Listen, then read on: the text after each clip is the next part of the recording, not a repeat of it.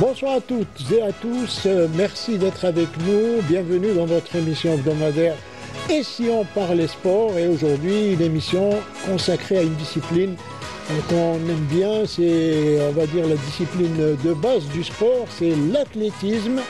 On va parler bien sûr d'une compétition qui s'est déroulée dans notre pays ces derniers jours, le championnat arabe, et également on parlera de ce qui vient de se produire, c'est-à-dire la démission du président de la Fédération algérienne d'athlétisme. Et pour en parler avec nous, aujourd'hui on a le plaisir d'accueillir sur le plateau de Et si on parlait sport, Ammar Boras, qui n'est, j'allais dire, même plus à présenter, ancien entraîneur de Hassiba Boulmarqa, plusieurs fois sacré au niveau mondial et olympique, et également il a été entraîneur de plusieurs autres athlètes, comme Azdim Brahmi, et j'en oublie certains. Ammar Boras, merci d'être avec nous, c'est un plaisir de vous recevoir. Un plaisir pour moi aussi. Merci beaucoup. Et on a avec nous également un technicien qui, lui, fait partie d'une nouvelle génération, et après celle de Ammar Boras, c'est Mohamed Houssine, qui est avec nous, qui a été également entraîneur de grands athlètes, comme par exemple au triple saut, il y avait... Rahouli, Baya, et il y avait également d'autres athlètes qui ont été sous votre coupe. Mohamed Houssine, c'est un plaisir également de vous recevoir dans cette émission pour parler de cette discipline ô combien précieuse. Merci M. Bendali, c'est toujours un plaisir de partager des plateaux avec vous. J'espère qu'on va apporter un plus dans cette émission. Alors, je rappelle quand même que vous êtes toujours plus ou moins proche, plus que moi d'ailleurs, proche de la discipline, puisque vous continuez à exercer, à donner des conférences, même au niveau international, que ce soit Ammar Boras ou bien vous. Et aujourd'hui, on parle d'athlétisme. Pourquoi? Pour deux raisons. Je disais, il y a les championnats arabes qui se sont déroulés à Oran le week-end dernier, et également il y a cette démission qui vient de tomber. C'est la démission du président Yassine Louail, président de la Fédération algérienne d'athlétisme. Avant d'écouter sa déclaration où il a annoncé sa démission, je vais vous poser une simple question. Est-ce que vous êtes surpris, Ammar Boras? Moi, surpris à demi. Parce que, comme je voyais qu'est-ce qui se passait un peu à la Fédération d'athlétisme, ce qui se faisait, mais je n'étais pas vraiment surpris. Que je voyais ce qui se passait un peu, pas au niveau des résultats. Les gens qui ont été choisis pour diriger la fédération, finalement, il y a beaucoup de compétences qui n'ont pas été appelées, les gens travaillaient seuls, et je savais à peu près que ça ne pouvait pas durer comme ça. Il n'y avait pas un consensus, c'est ça? Il n'y avait pas autour du président? Est-ce que, on va dire que, il y avait, sur le plan technique également, est-ce qu'il y avait des problèmes, puisque vous êtes beaucoup proche du côté technique? Oui, sur le plan technique, il y a un problème, mais je dirais que le problème sur le plan technique dépasse un peu le cadre de la fédération. C'est un problème de stratégie, c'est un problème de vision qui demande l'association de plusieurs secteurs, notamment les DGS, le ministère, etc. Donc il y a plus ou moins une absence de vision dans ce sens, mais bon, encore une fois, c'est pas juste à la fédération qu'incombe voilà, tout à fait. Ça vous a un peu surpris, vous, quand même? Oui, moi, parce que j'étais à Oran, on était à Oran dans le cadre des championnats arabes, et donc, franchement, je ne m'y attendais pas à ce genre de démission 24 heures après la fin de ce championnat. Bon, alors on va d'abord écouter l'annonce de la démission du président Yassine Louail, le président de la Fédération algérienne d'athlétisme, je le rappelle, au cours de la conférence de presse qu'il a donnée.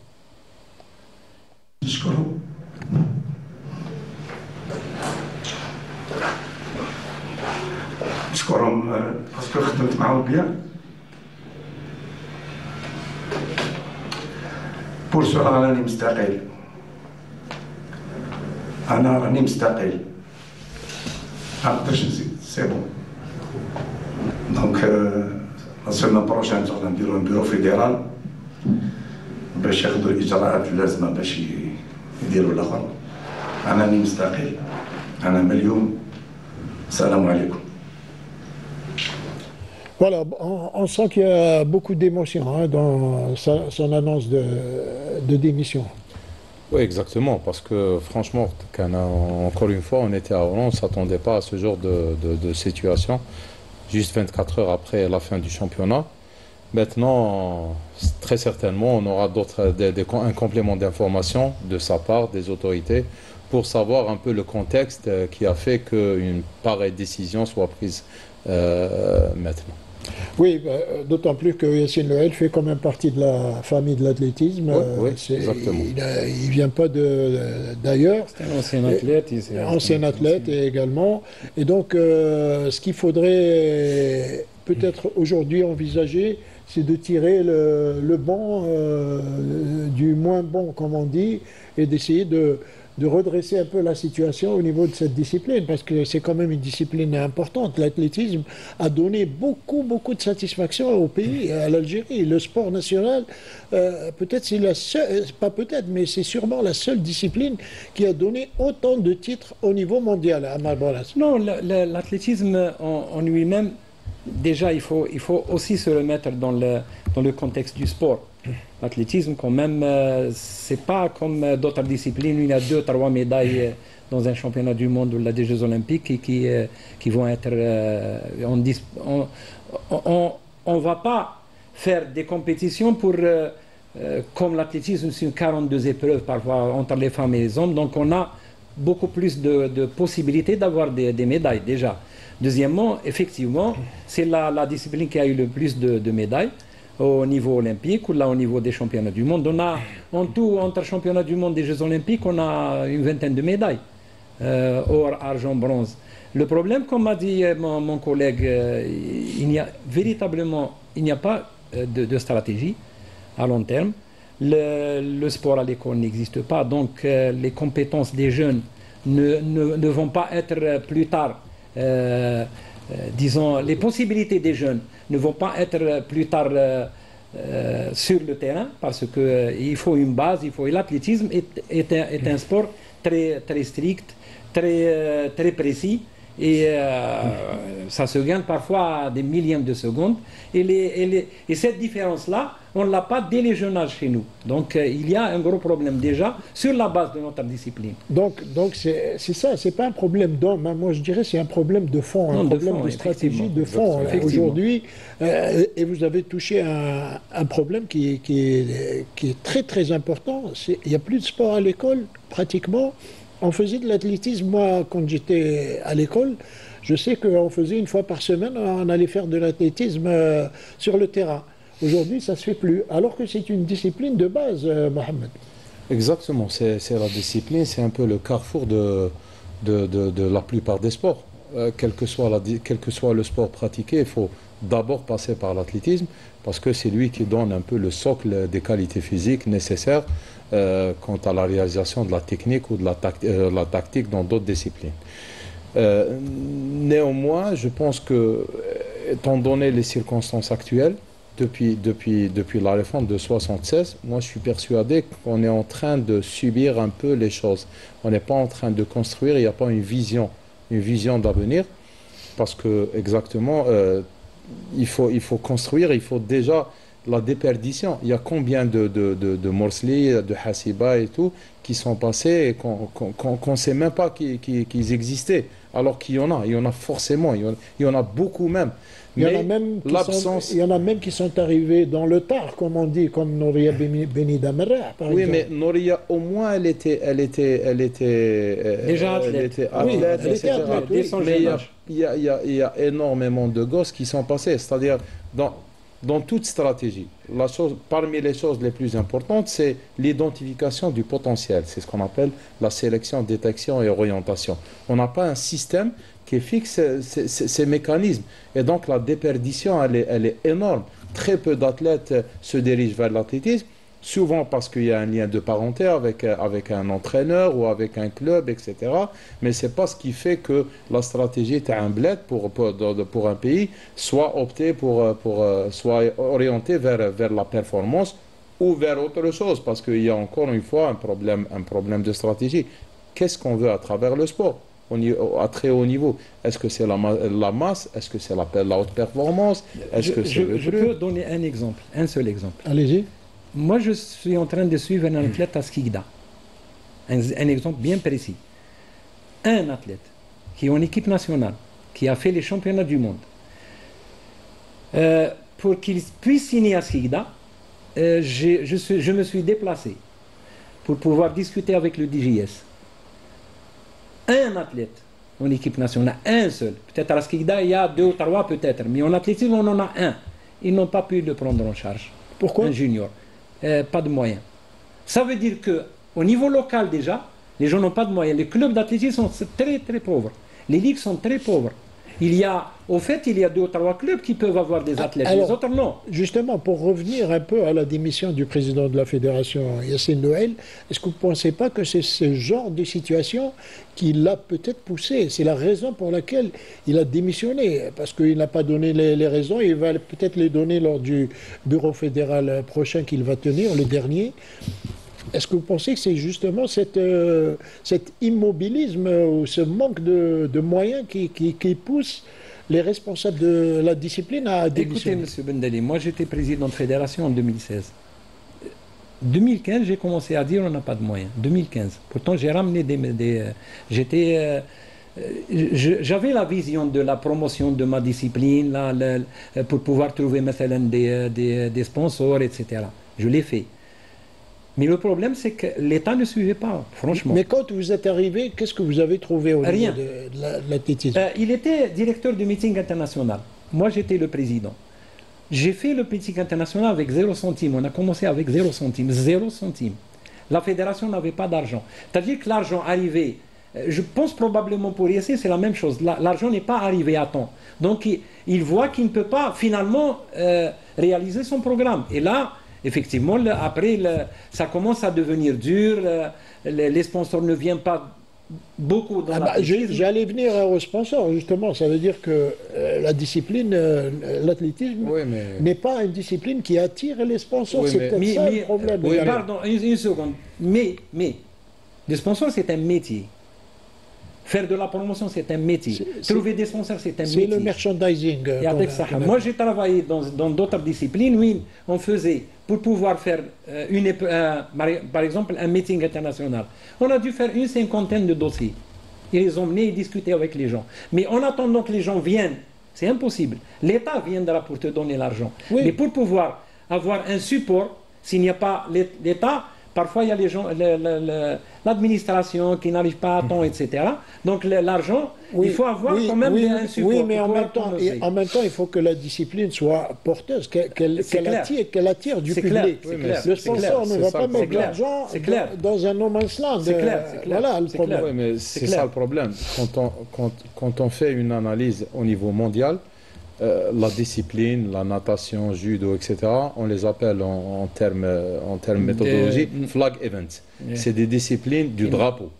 Donc, généralement, on n'est pas censé ramener des sponsors parce que déjà l'athlétisme, il n'y a pas la visibilité, on n'a pas la visibilité, par exemple, comme il y a au niveau, par exemple, le football, etc. Donc, ça, c'est un handicap. Chez nous, c'est comme... Non, même au niveau mondial, on peine à trouver des sponsors. Au niveau mondial, même dans des pays très développés en Europe, on peine à trouver des sponsors, etc. C'est-à-dire, comment trouver un sponsor pour un marcheur, pour un lanceur de marteau, pour un lanceur de poids? C'est une compétition qui est très difficile. La lecture taha, il faut un spécialiste pour vraiment comprendre et admirer, apprécier la performance.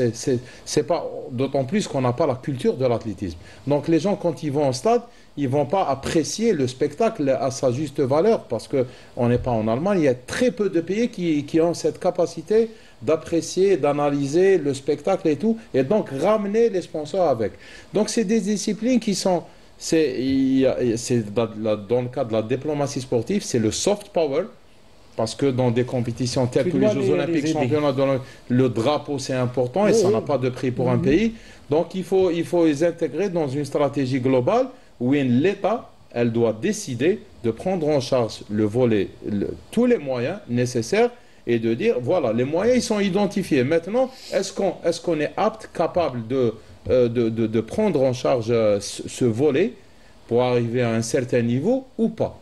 Mais sinon, ce n'est pas les sponsors qui vont... Justement, ce manque de moyens, ce manque de sponsors, de visibilité, c'est peut-être ça également qui pousse un président à démissionner. S'il arrive à un moment où il voit qu'il n'y a pas de... où la perspective est complètement bouchée. Mais le président était président 4 ans avant. Oui. Et à certains moments, il disait qu'on a beaucoup d'argent, à certains moments. Mais les choses n'ont pas été faites également. C'est-à-dire que on ne peut pas attendre que l'État mette de l'argent. C'est ce que j'ai dit, justement. On ne peut pas. Deuxièmement, l'athlétisme, est-ce que vous savez combien les clubs d'athlétisme ont de l'argent à peu près? Il y a des clubs qui ont 100 000 dinars par an.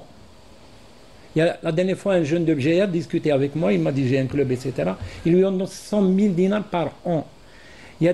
C'est 2 millions de dinars, 3 millions de dinars pour les clubs par an.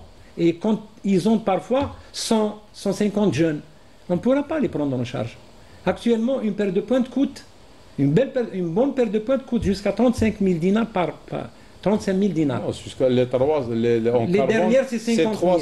Non, c'est 300 euros. 300 euros. C'est 60 000 dinars. On va parler en dinars. En dinars, c'est 60 000 dinars. C'est 60 000, 50 000 dinars les dernières. Donc, c'est énorme. En plus, l'école n'aide pas. On ne parle même pas du sport à l'école. L'école n'aide pas parce que les jeunes sortent à 4 heures, etc. Ils ont un programme très chargé. Et l'athlétisme, il faut de l'entraînement quotidien. Il faut au moins pour les jeunes 3 fois par semaine. Tous les pays, effectivement, tous les pays ont ce genre de problème. Mais ils arrivent toujours à trouver des solutions. Bon, il y a des pays qui ont une stratégie claire. Sport à l'école, primaire, sport au CEM, 3 fois par semaine. Lycée sportif, et puis élite. Il y a très peu de pays qui le font. Les pays arabes ne le font pas, pratiquement personne. Que pour quelques athlètes. Quel est le pays arabe qui a un athlétisme développé maintenant? Aucun. Parce qu'ils ne sont pas aidés. Il y a des pays d'Afrique, par exemple la Jamaïque, on a ici le Botswana, quelques pays qui aident véritablement bien. Mais nous, non. Nous, on vraiment manque de... Un autre gros problème. Si on gagne une compétition en athlétisme, par exemple les pan-arabes, les jeunes qui sont au Panara, les primes sont ridicules. Deuxièmement, s'il n'y a pas 5 pays qui sont engagés, les athlètes, 6 pays, les athlètes ne gagnent aucun centime, 0. Comment cet athlète va faire après de l'athlétisme s'il a que 10 000 ou 12 000 dinars de son club? Il ne le fait pas. Qui gagne de l'argent? C'est ceux qui font des meetings, c'est-à-dire que tu dois être au niveau de Sedjati, de Moula, disons, Triki, c'est tout. Mais les autres, c'est très peu. Et là, à certains moments, ils te disent, moi, je vais peut-être faire autre chose que faire le champion d'Algérie, le champion d'Afrique, de la perche, je ne cite pas son nom, il nous a dit que je ne peux plus vivre comme ça, je vais faire autre chose. Voilà. Et vous qui êtes également... Bon, l'Arbe Bourada, par exemple. Il a gagné l'année passée les championnats d'Afrique avec une performance qui lui a permis de faire les championnats du monde. Il a gagné les championnats arabes et comme la discipline, il n'y a pas trop de participants, il n'a rien gagné. Il était obligé d'arrêter ça. Et comment on peut gérer cette situation? C'est ingérable. C'est ingérable. On essaie de colmater un peu, de faire parce qu'on est des passionnés avant tout, mais sinon ça devient à un certain moment ingérable. Et ça fait de vous également des, je vais dire, des volontaristes, hein, puisque vous en tant qu'entraîneur, je parle, hein, pour être attiré par une discipline comme celle-là, c'est la passion. C'est vrai qu'on est passionné, mais la nouvelle génération, même des conseillers en sport que j'ai eu, enfin c'était même des athlètes à moi, et ils me disaient, moi je vais pas faire ça. Je vais faire des cours particuliers de sport, de préparateur physique au football, etc. C'est dommage, ça parce devient que impossible. vous venez de citer justement un exemple dont je voulais parler tout à l'heure, pour bien faire comprendre aux gens que cette discipline est une discipline de base. Vous êtes souvent sollicité, même par les clubs de football, pour aller leur faire la préparation physique. Je crois que vous avez fait ça, même pour l'équipe nationale à un certain moment. À certains moments, celle qui a gagné les championnats d'Afrique en 91. avec 90. Saadi. En 90, avec Nordin Saadi, Allah yarhamou. J'ai aidé Nordin Saadi pour pouvoir faire la préparation physique. Et j'ai aidé aussi d'autres joueurs, etc. Le problème est que les gens sont formés 5 ans pour pouvoir faire entraîneur d'athlétisme. Quand il va dans un club, il voit à côté de lui son ami du handball ou là, du basket ou là, du football, qui deviennent des gens disons, qui vivent bien de leur métier. Aisé, lui, on va non. dire aisé. Aisé. Décemment. Oui, c'est ça. Mais même si tu as un champion olympique ou disons un médaille de bronze dans un championnat du monde ou la Jeux olympiques, tu peux arriver à avoir quand même une rentrée d'argent. Mais sinon, tu n'as rien. Il n'y a rien. Les clubs donnent Et je rappelle, 20 000 dinars, 15 000 dinars. Je rappelle également que vous avez été formé par l'Algérie, par l'ISTS quand même. Oui, mais la particularité de l'Algérie, c'était un peu ça.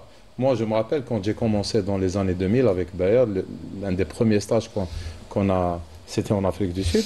Et on était là-bas, les gens l'accueil était exceptionnel parce que il y avait justement la génération de Hassiba et de Nordin Morsli. On était considéré comme un pays avec une certaine culture, certaine culture d'athlétisme, etc. Et donc il y a eu la génération Sydney par la suite. On a eu la chance de côtoyer plus ou moins des nations, de partir dans des stages, de faire des championnats, des Jeux Olympiques.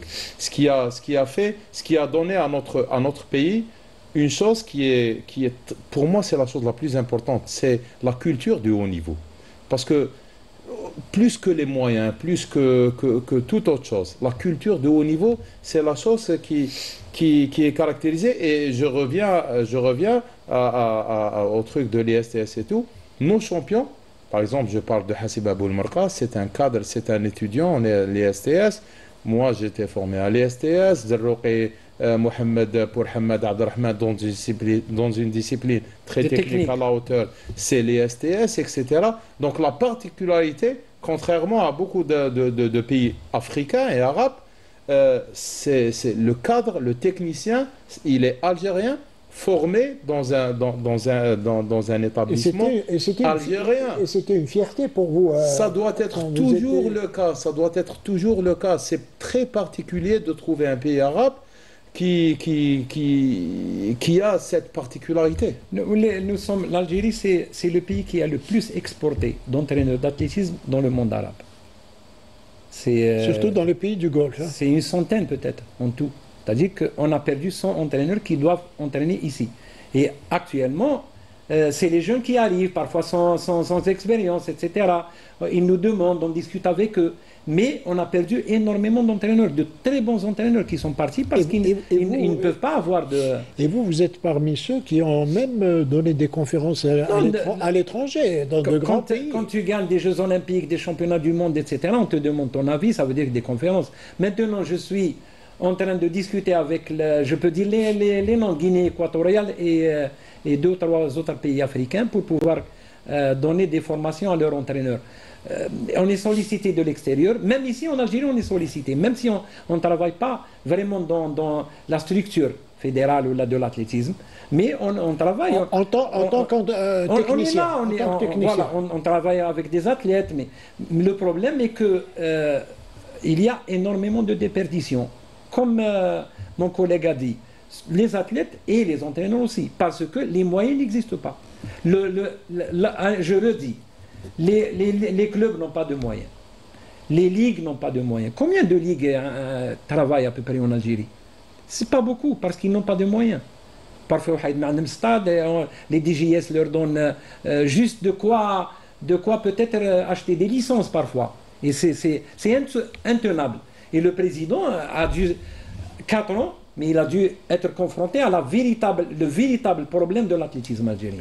Est-ce qu'il ne faut pas revoir peut-être l'organigramme des ligues et au niveau régional, par exemple? Non, c'est déjà un cas. Il faut revoir énormément de choses dans la structuration de ce qui se passe. Exactement. Deuxièmement, il faut aussi avoir une véritable stratégie. Si on ne l'a pas, on ne peut pas. Est-ce que le sport algérien est un sport d'élite? On pose cette première question. Est-ce que notre sport est un sport de haut niveau. Orienté vers le haut De niveau. haut niveau. Normalement, ça devrait... Quand on a cette Jeti Marra, ou là, quand on a Hasiba, Morsli, etc., ce n'est pas ça le très très haut. C'est une personne sur toute une population. C'est très peu. Quand tu as aux Jeux Olympiques en 2000, on gagne 4 médailles. Excusez-moi. En 2001, on a 0 finaliste. Ça veut dire que le sport n'avait pas une base stable. En 2003, on aussi une médaille d'or avec Guerni. Mais après rien, etc. Mais au niveau arabe et au niveau africain, on est une nation sportive quand même. Oui, mais le problème dépasse même le cadre des résultats. C'est-à-dire, encore une fois, il faut faire un peu de la pédagogie. Au niveau mondial, comment que ça se passe? Il faut se comparer un peu. Il y a deux tendances. La première, c'est les anglo-saxons. Donc le sport de haut niveau, le sport de performance, il est pris en charge par les collèges et l'université. Donc il y a les moyens parce que l'université, elle est payante. Donc la vitrine de l'université, c'est les sports de haut niveau. Dans les campus, c'est le très très haut niveau en matière de matériel, etc. Et c'est gagnant-gagnant. L'athlète et l'étudiant, il sort avec un diplôme qui vaut de l'argent et l'université, elle est gagnante parce que c'est la vitrine. C'est un bon système. Hein, qu'on ne peut pas appliquer parce que l'université, elle n'est pas payante chez nous. Qui n'est pas applicable en France, qui n'est pas applicable en République tchèque, qui n'est pas... Dans l'autre système, dans les flag events, consiste à créer 5 clubs qui sont les corps constitués. Il n'y a pas d'autre moyen. C'est des pôles. Les corps constitués. Déjà, je parle de l'ASCAR, la protection civile, la police. Comme en Italie, par exemple. C'est 40% des autres pays. Pourquoi? Parce que ça répond à une problématique qui est la prise en charge post-carrière. Il y a une déperdition. Sur 1000 athlètes, il y a ceux qui arrivent le haut niveau, c'est 5%. Donc il y a une grande déperdition. Les autres athlètes, comment qu'on va faire avec eux? Quand ils sont dans un club, dans un corps constitué, ils sont absorbés et donc la post-carrière elle est assurée quel que soit le niveau et le diplôme et le niveau intellectuel. Donc c'est l'autre modèle. Ça permet d'avoir 2-3 clubs. Et c'est chez nous, on a l'armée, l'Askar Tana. Le MEPS qui a beaucoup donné. Exactement. C'est le modèle parfait. Sauf que maintenant, on est arrivé à un point où il faut que 2-3... Parce qu'il faut de la concurrence, sinon c'est la stagnation. C'est comme de l'eau, s'il n'y a pas addict. Donc il faut que la police, la protection civile, la douane, etc., il faut qu'ils aient la même stratégie exactement comme qui m'a dit. On revient au problème de moyens. Pardon, parce qu'il est pratiquement impossible que nos clubs soient dotés de moyens pour accompagner la formation et les athlètes pour le haut niveau. Parce que les clubs des corps constitués ont des moyens et c'est ça qui ça représente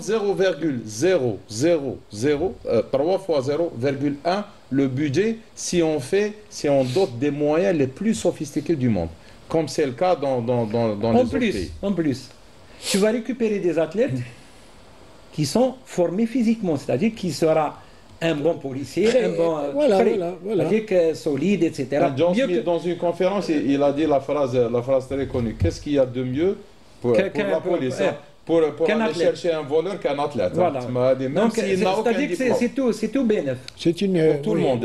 C'est à peu près la seule stratégie qui existe au niveau mondial et qui est rationnelle.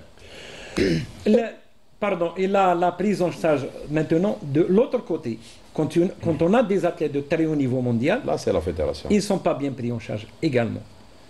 Parce qu'il nous faut un véritable système maintenant médical pour pouvoir les aider. Normalement, les athlètes se massent. Toute minimum. La prise en charge. La prise en charge. Oui, mais il faut souligner, qui est ce côté. Mais on a les 2 ou 3 athlètes. On a une équipe nationale qui, pour pouvoir être en équipe nationale, pour pouvoir arriver à être un Sedjeti, tu dois avoir quand même certains moyens pour pouvoir arriver à être comme lui. Ou là comme Hasiba, ou là comme... Un peu l'Algérie, il faut souligner que pour les athlètes de très haut niveau, les athlètes d'élite, on a un statut qui, moi je considère, qui est l'un des meilleurs au monde. Et j'exagère pas. J'ai vu pas mal de cas, j'ai discuté avec des collègues. On est doté par un statut, les athlètes de haut niveau, parmi les meilleurs au monde. Le système de bourse, etc. Sauf que là, on se trouve avec, par exemple, l'équivalent post-graduation, on a tous les labos de très haut niveau, mais dans primaire, on n'a pas de CUM, on n'a pas de lycée, on n'a pas de graduation. Et on donne tous les moyens pour la post-graduation. C'est ça le problème. C'est-à-dire, donc, par exemple, si un athlète, il vient, il me sollicite pour le prendre en charge, pour l'entraîner. Il faut qu'il habite autour de stage. Parce qu'on n'a pas un centre de préparation pour prendre les bons cadets, les bons juniors, les bons espoirs. L'Algérie, malheureusement, je parle de l'athlétisme, mais d'autres disciplines, il n'y a aucun centre de préparation. C'est-à-dire, on fait les meetings. Normalement. Ceux qui sont partis dans un championnat du monde à passé, ils l'ont fait au Pérou. Normalement, ces jeunes-là devaient être pris en charge par la fédération, par l'État, pendant au moins toute l'année. Là, tu as des athlètes parce qu'ils ont démontré la capacité d'être au niveau mondial. Ils sont prêts, pour la compétition de haut niveau. On n'a pas de centre spécifique pour ça. Alors, et puisqu'on parlait bien sûr de nations sportives, je le disais tout à l'heure, au niveau arabe et également au niveau africain, l'Algérie est une nation sportive et l'Algérie organise d'ailleurs de grandes compétitions comme tout récemment. Le week-end dernier, il y a eu les championnats arabes d'athlétisme qui se sont déroulés à Oran et retour sur cette compétition avec Sarah Darbal.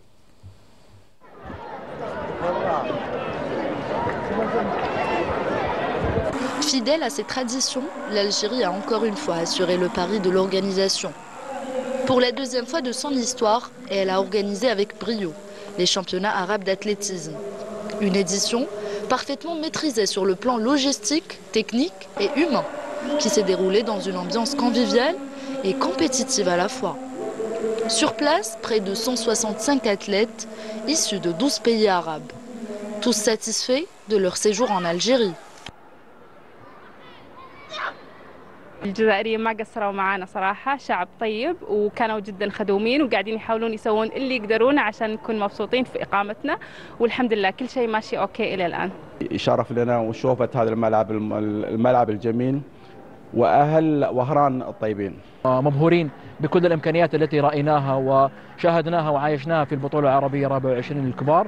المكان جميل، الملعب جميل، الإمكانيات متوفرة وبشكل عالي جدا ومحترف. نديروا تربصات في وهران، القرية السياحية قرية سكنية متوفر فيها الإعاشة، متوفر فيها إقامة ومتوفر فيها رحب بالضيوف وبارك الله في أخوتنا الجزائرية. نعتبر احنا قاعدين في ليبيا، ما دام احنا في الجزائر نعتبر احنا في ليبيا. تم مناقشة هذه الأمور وإن شاء الله هناك بعض التوجهات إن شاء الله في المستقبل القريب بإذن الله إن شاء الله. في النهاية أنا بحب أشكر كل القائمين على التنظيم، الاتحاد الجزائري وكل القائمين على التنظيم في مدينة وهران، وبشكرهم بداية من الاستقبال في المطار وفي القرية اللي فيها الإقامة، القرية المتوسطية، وطبعا في الملعب الإدارة الفنية على أعلى مستوى.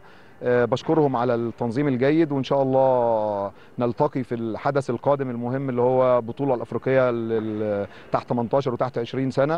Mais au-delà de l'organisation, c'est aussi sur la piste que l'Algérie a brillé. Les Algériens ont littéralement dominé les débats, s'adjugeant 53 médailles. Un bilan qui place l'Algérie en tête du classement général des médailles, confirmant la montée en puissance de l'athlétisme algérien dans toutes ses catégories. Haïtem Chnitef, Sheima Wanis, Yasser Triki, Zahra Tatar, Bilal Tebti, Nesserine Abed, Ramdan Ourari et j'en passe. Grâce à eux, l'hymne algérien a retenti à 18 reprises à Oran.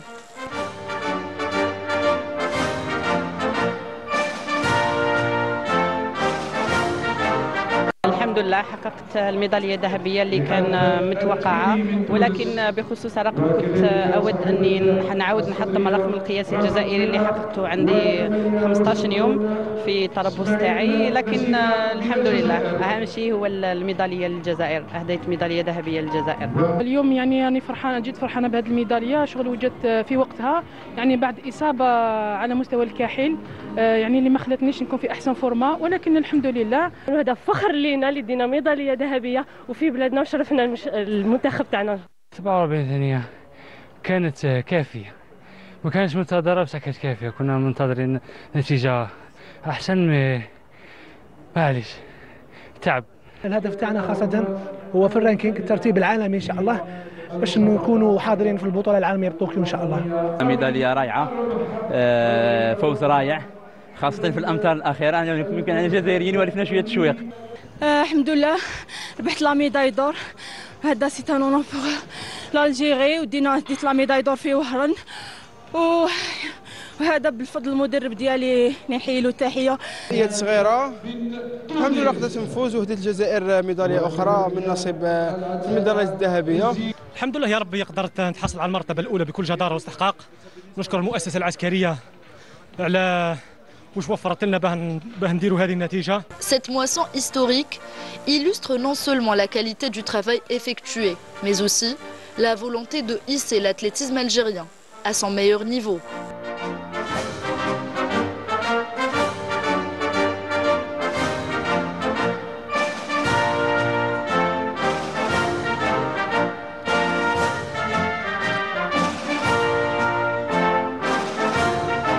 Avec ce succès organisationnel et sportif, l'Algérie renforce sa position de leader au monde arabe et envoie un message clair: le pays est prêt à relever des défis encore plus grands.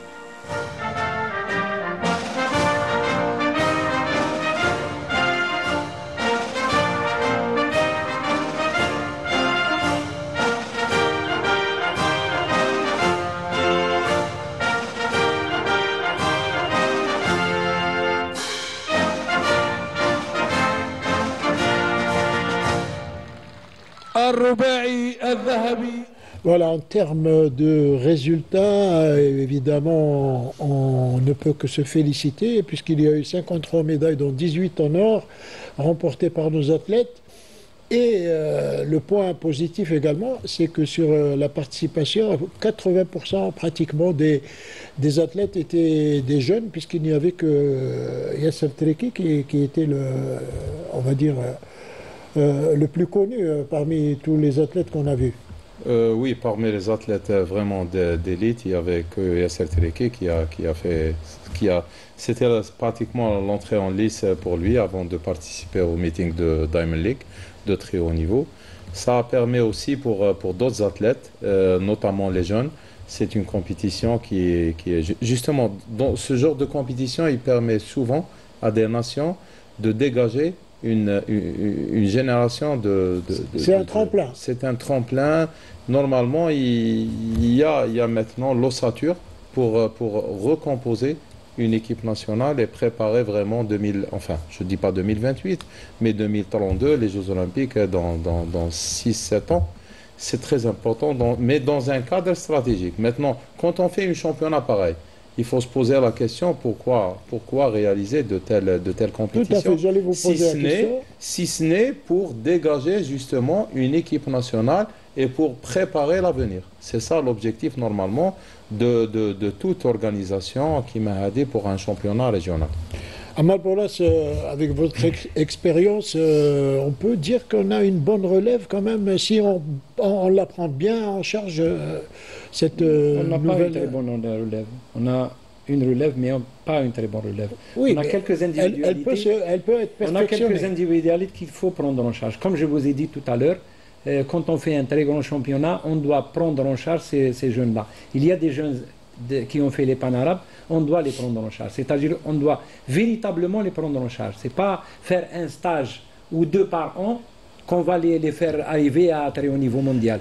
Il faut qu'il y ait une prise en charge régulière, toute l'année, avec tous les moyens possibles.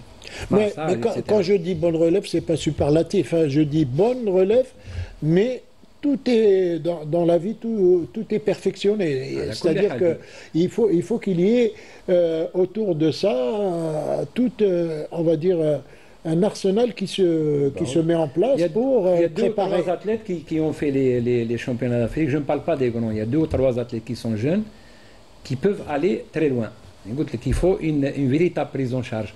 Maintenant, à mon avis, très personnel, je l'ai dit déjà quand j'étais président, les 2 fois où j'étais président, à la Fédération arabe, je leur ai demandé, les championnats arabes, on les laisse pour les moins de 23 ans.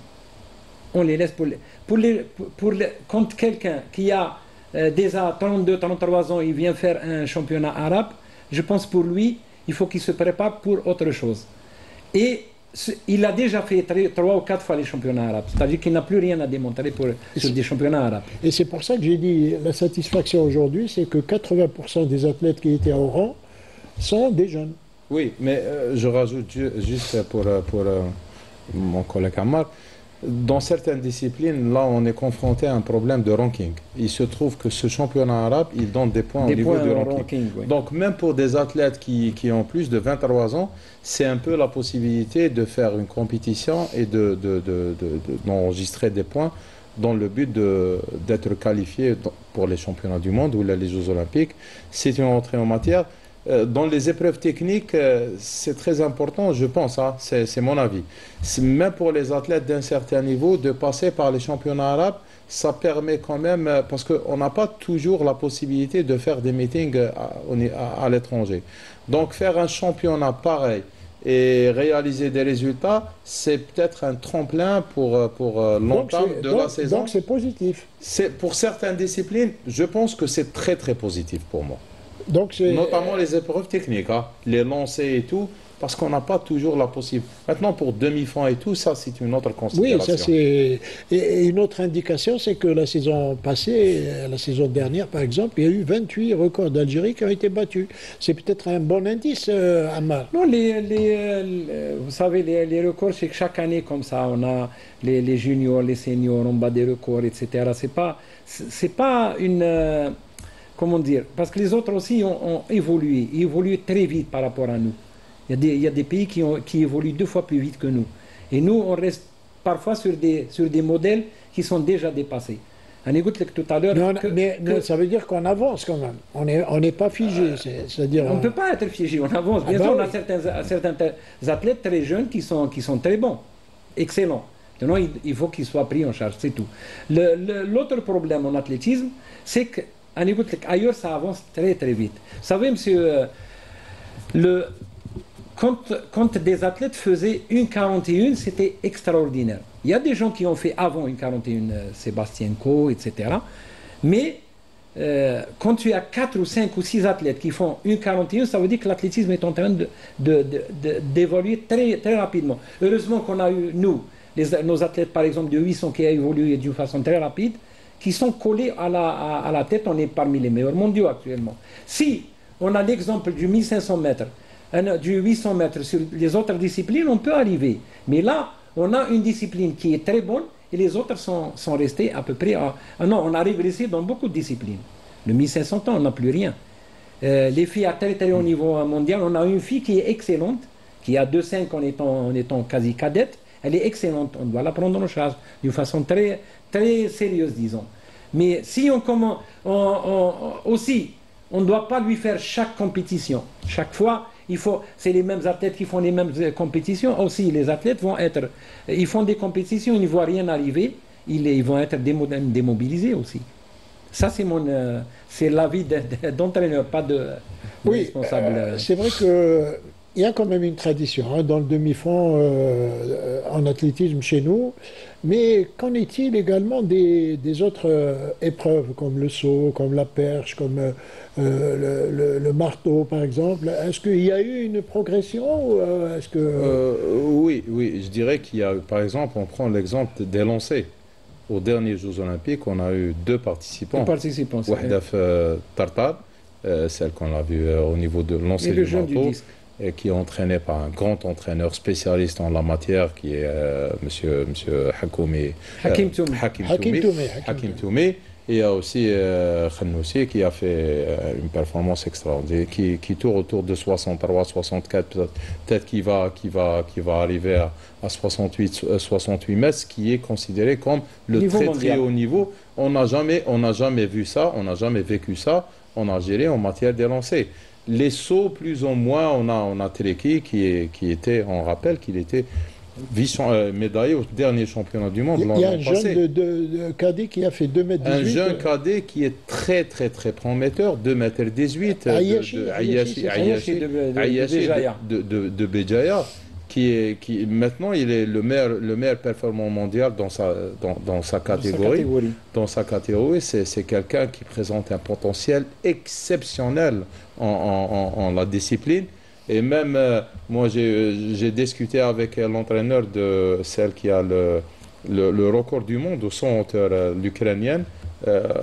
L'entraîneur Taha, elle dit que l'athlète Hada, il est vraiment exceptionnel. Et ça, c'est la vie de l'entraîneur. C'est l'entraîneur champion. Pour son âge, c'est la meilleure performance mondiale. C'est la meilleure de loin. Derrière, c'est de 13. Hein. Donc, c'est quelqu'un qui domine la discipline, qui présente un potentiel, qui est... Donc, le potentiel... L'entraîneur de Ayashi, Hossein Boukhandoul de Béjaïa. Donc c'est un technicien supérieur qui a fait des études, etc. C'est bien. Hein, c'est toujours un entraîneur. On a souvent un entraîneur algérien, technicien algérien derrière nos athlètes exceptionnels. Donc le potentiel, on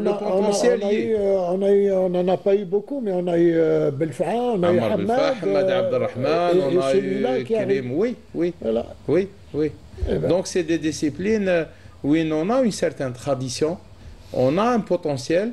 Maintenant, on revient toujours à la problématique de stratégie. Le pays arabe qui a le plus, disons, de variété dans les résultats, c'est nous. Variété, c'est l'Algérie, depuis très longtemps.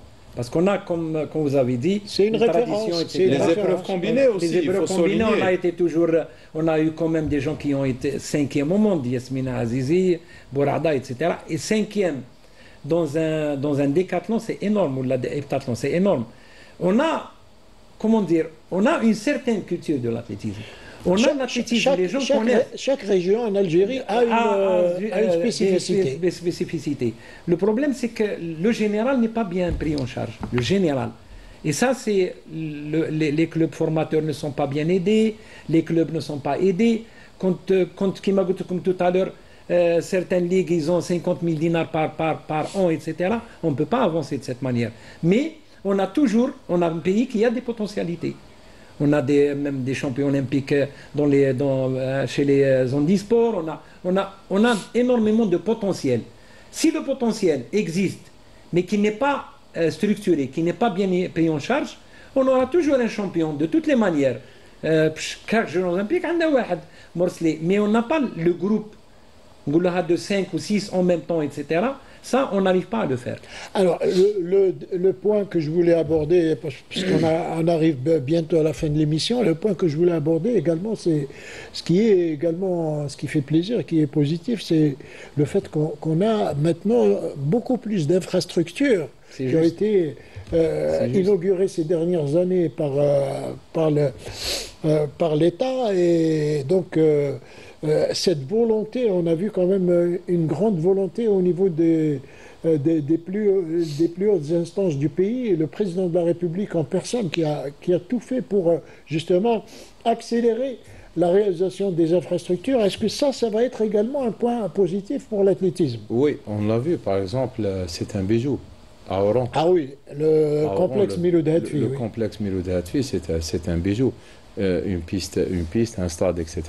Maintenant, on revient à la gestion de ces infrastructures, parce que ça pose un véritable problème. Oui. Quand on a une structure pareille et que je vois le champion, le vice-champion d'Afrique, le champion arabe en titre, qui peine à s'entraîner dans l'infrastructure, quand on voit les salles de musculation qui sont un outil indispensable, qui ne répondent pas aux exigences et aux normes de la préparation des athlètes de haut niveau, je ne parle même pas de moyens pédagogiques, parce qu'on a l'infrastructure pour la compétition, elle est parfaite. C'est des pistes nouvelles, etc. Mais pour la préparation, c'est une autre paire de manches. Donc il faut des gens qui portent la réflexion sur ça. Et puis il faudrait aussi adapter les équipes de football qui s'entraînent quelquefois sur les pelouses d'athlétisme. Un stade d'athlétisme devait être un stade d'athlétisme. C'est tout. Si on commence à le donner, etc., le stade d'Oran d'athlétisme doit être à Oran pour l'athlétisme, je pense. Et c'est pas le cas en ce moment. Franchement, le pays a fait un effort énorme pour pouvoir... Surtout l'athlétisme. Nous sommes un pays qui a beaucoup de stades d'athlétisme. Santena a son stade d'athlétisme. Bjaïa son stade d'athlétisme. Oran. Tlemcen son stade d'athlétisme. Oran. Alger. Constantine, on a 2. Alger, on a 2 ou 3. Oran, ils en ont 2 très bons. Maintenant, comme il faut laisser les gens, quand même, après, il faut payer, etc. L'athlétisme n'a pas d'argent. On arrive parfois à des... Là, c'est kafkaïen parfois, sérieusement. On arrive vers la fin. Juste un mot, je voulais également en parler. Il y a le meeting international d'Alger qui va avoir lieu bientôt. Non, c'est l'information que j'ai eue. Et il va se dérouler, je pense, à Oran, au complexe Miloud Hadfi. C'est également une bonne chose, le meeting international. Le meeting international, on l'a fait plusieurs fois. On l'a fait... on part, il part, on revient, il revient, non. Il est plus compliqué de faire un meeting international que des panarabes comme ça. Parce que là, tu dois payer les billets d'avion pour les gens qui viennent. Oui, les participants, oui. Avec ça, tu dois donner des primes. Ils ne viennent pas pour, comme le championnat du monde d'arabe. Il faut les véritables moyens.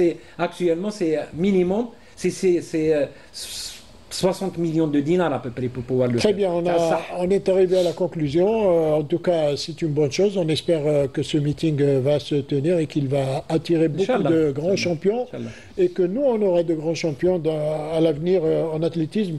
Merci à vous d'avoir été avec nous sur Canal Algérie ce soir. Merci Mohamed Hossein. Et merci à vous de nous avoir suivis. Je vous souhaite